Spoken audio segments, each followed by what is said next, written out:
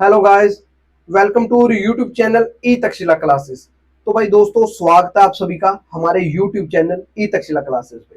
तो दोस्तों, आज के इस सेशन में हम हरियाणा पॉलिटिकल क्राइसिस के ऊपर डिस्कस करेंगे कि वहां पे क्या हुआ है, सरकार ने अपनी मेजोरिटी लूज कर दी है, इसके पीछे क्या रीजन है और क्या होगा। ये सारी चीजें आज हम इस सेशन में डिस्कस करेंगे। तो सबसे पहले मैं आपको ये बता दूं, ये वीडियो अगर मैं बात करूं हमारे पॉलिटी से तो काफी रिलेटेड है, क्योंकि हम पॉलिटी में जब पार्लियामेंट करते हैं तब हमें वहां पे पता चलता है कि सरकार कैसे बनती है, कि किस पार्टी को कितनी सीट्स की जरूरत होती है सरकार बनाने के लिए। अगर उसके पास उतनी सीट्स नहीं आती तो वो किसी अनदर पार्टी के साथ अलायंस कर सकते हैं या नहीं कर सकते, या वो बंदा पार्टी ज्वाइन कर सकता है दूसरी पार्टी वाला या नहीं। तो ये सारी चीजें आज हम इस सेशन में डिस्कस करेंगे। तो ठीक है जी, करते हैं स्टार्ट। सबसे पहले मैं आपको एक और चीज बता देता हूँ, यहाँ पे व्हाइट स्क्रीन में इस पे समझा देता हूँ आपको, कि मान लो कि दो पार्टीज थी ए और बी किसी स्टेट में, और वहां पे टोटल सीट्स है 100।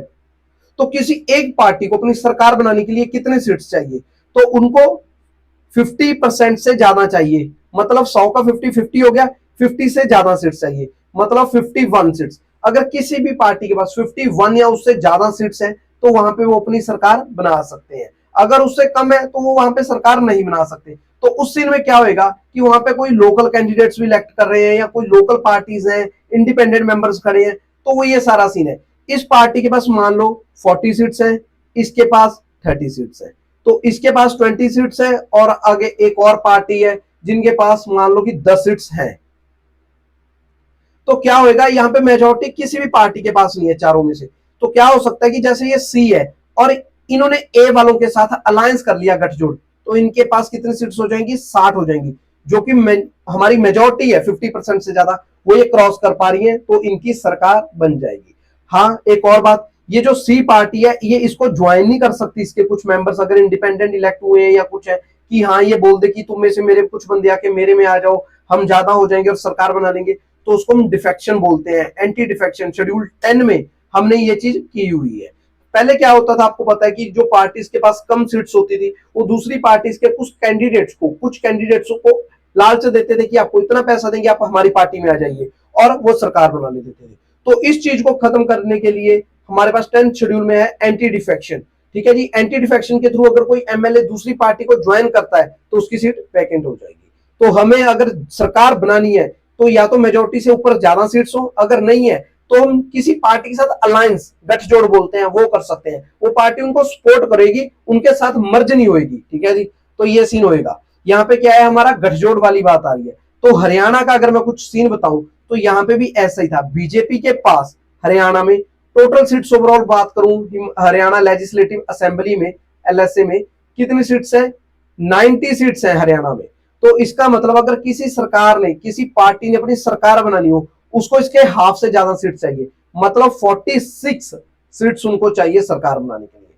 यहाँ पे बीजेपी के पास 41 सीट्स थी, और दूसरी अगर मेन पार्टी की बात करूं मैं, कांग्रेस के पास वहां पे 30 सीट्स थी।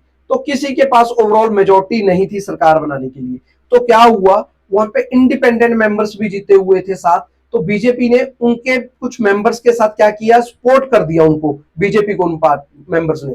तो बीजेपी की यहाँ पे ओवरऑल गिनती 48 हो चुकी थी, जो कि मेजोरिटी से ऊपर है। तो यहाँ पे क्या हो गया था, बीजेपी ने यहाँ पे सरकार बना ली थी मनोहर लाल खट्टर ने। तो अभी रिसेंट में क्या हुआ था, मनोहर लाल खट्टर ने रिजाइन दे दिया था एज अ सीएम।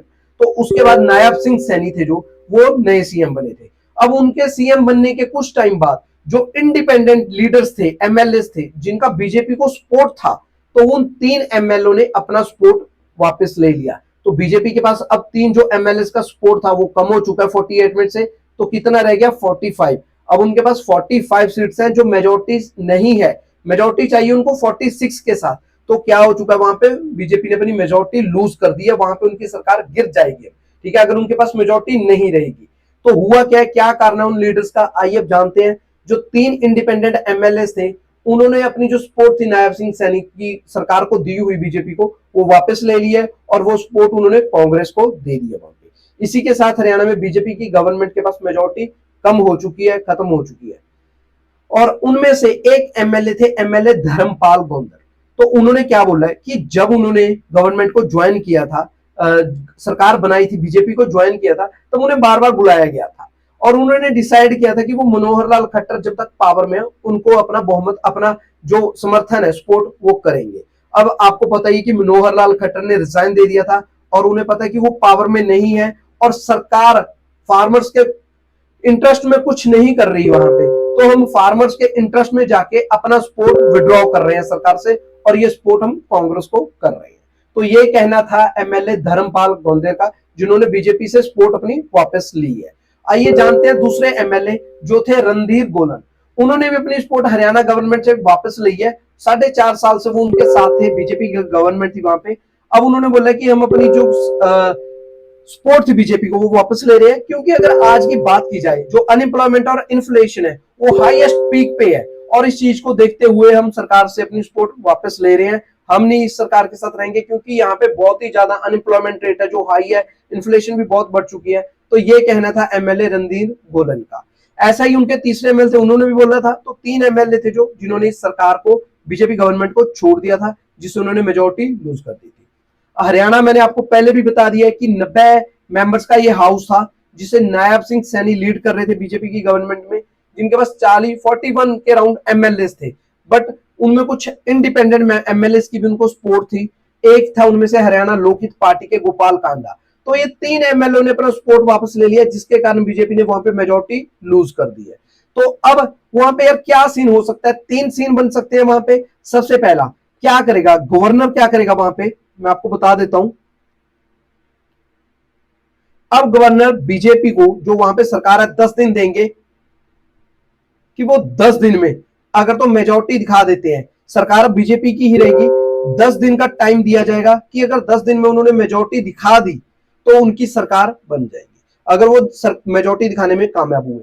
अगर ऐसा नहीं होते, क्योंकि लार्जेस्ट पार्टी है बीजेपी, पहले मौका उन्हीं को दिया जाएगा। अगर ऐसा नहीं होता तो बाद में जो सेकंड पार्टी है जो जीती हुई है, मेजोरिटी में पार्टी है सेकंड, वो है कांग्रेस। फिर कांग्रेस को टाइम दिया जाएगा कि अगर कांग्रेस वहां पे सरकार बना सकती है, मेजोरिटी दिखा सकती है, 30+16 सीट्स और दिखा सकती है, तब वहां पे जाके कांग्रेस की सरकार बन जाएगी। अदरवाइज ऐसा कुछ नहीं होता तो थर्ड केस है, क्या करेगा गवर्नर, वहां पे थर्ड केस में सरकार को गिरा दिया जाएगा और वहां पे फिर से इलेक्शन होंगी और फिर वहां पे नई सरकार बनेगी। तो ये सीन बनेगा। अब आपको वैसे भी मैं बता दूं कि हमारी जो लोकसभा की इलेक्शंस हैं उसके लिए पोलिंग चल रही है अलग अलग स्टेट में। हरियाणा में 25 मई को इलेक्शंस हैं लोकसभा के लिए, और जो इनकी लेजिस्लेटिव असेंबली है वो 2019 में फॉर्म हुई थी और जो हमारे नवंबर में, और इनके 5 साल पूरे हो रहे हैं 2024 में। तो हरियाणा में मेनली यहां तक बात है कि अक्टूबर के टाइम तक, अक्टूबर मंथ तक इलेक्शंस दोबारा से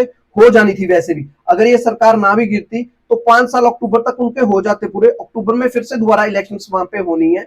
अब देखते हैं कि अब सरकार वहां पे क्या करती है, मेजोरिटी दिखाती है या कांग्रेस मेजोरिटी दिखाएगी या फिर से इलेक्शंस होगी। अगर दोस्तों आपको भी लगता है कि कुछ और पॉइंट या सरकार ने क्या किया है या वहां पे क्या होना चाहिए था, आप अपने व्यूज देना चाहते हो, तो आप कमेंट्स में जरूर बताइएगा, वीडियो को शेयर कीजिएगा और चैनल को सब्सक्राइब कीजिएगा। थैंक यू दोस्तों, जय हिंद।